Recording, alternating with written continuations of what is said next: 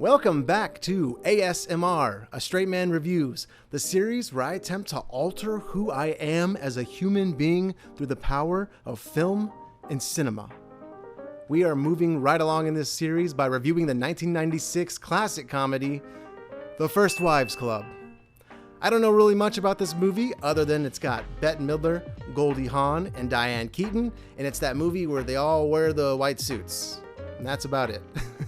I chose this movie because I wanted to choose a movie where the main characters were all women, and so I thought this would be a great movie that matches that criteria. So without further ado, I'm going to go check out The First Wives Club, and I will be back with my synopsis.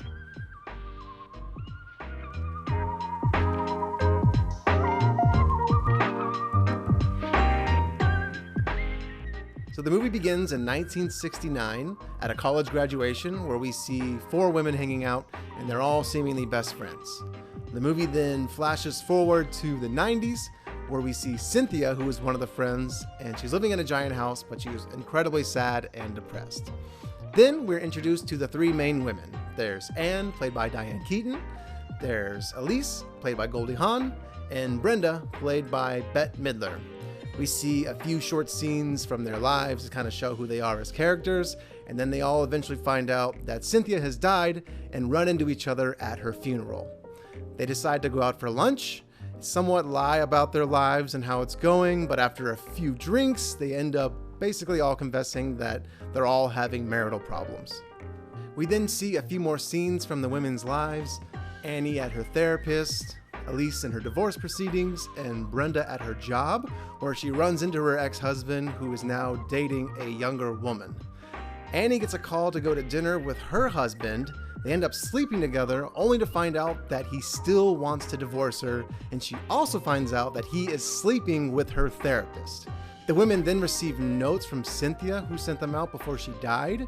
They end up meeting together, and at this point they start discussing getting revenge on all of their husbands, and they form the First Wives Club. They form a headquarters/office in an empty building that Elise owns downtown and start scheming ways to get back at their husbands. Annie's plan is to buy out her husband's advertising agency. Brenda plans on revealing her husband's business crimes, and Elise pretty much just makes her husband's life as hard as possible through the divorce proceedings.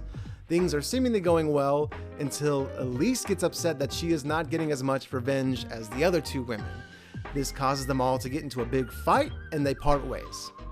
There is an R&B montage of the women being sad and alone again until eventually Brenda and Elise apologize to each other. Then they go to Annie with the plan to finally take down Elise's husband, who they have found out is dating a 16-year-old girl unbeknownst to him.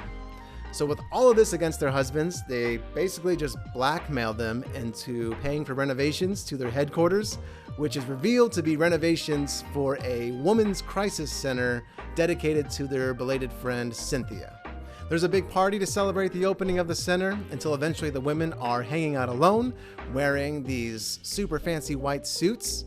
They do a song and dance to You Don't Own Me. They dance their way out the door, down the street, and then roll credits.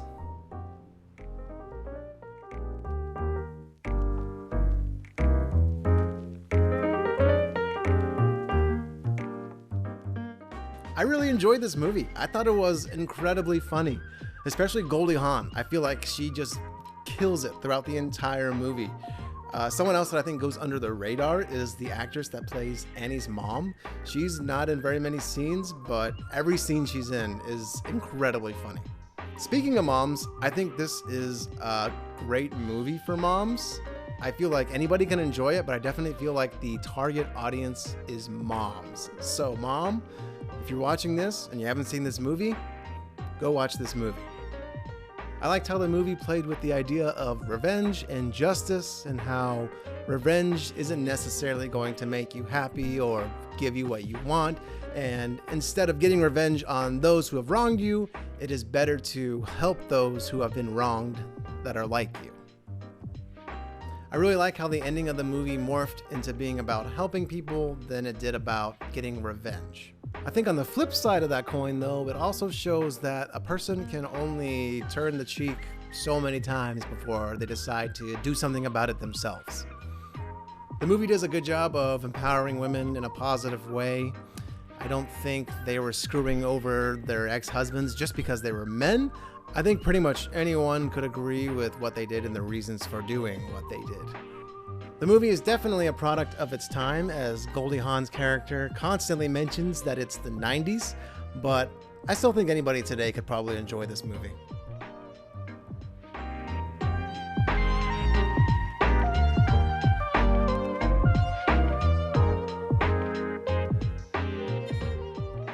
So I would definitely suggest this movie to other straight men.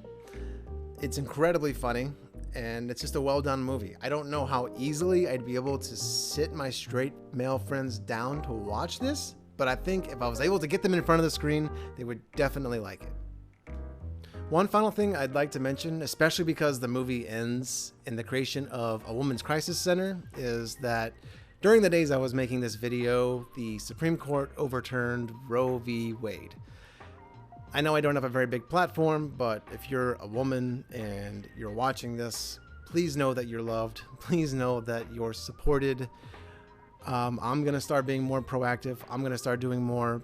I think it's just unfortunate that there are a very small group of people right now that are very loud that seem to be making terrible decisions on behalf of their fellow human beings. Hopefully, this has been some kind of distraction.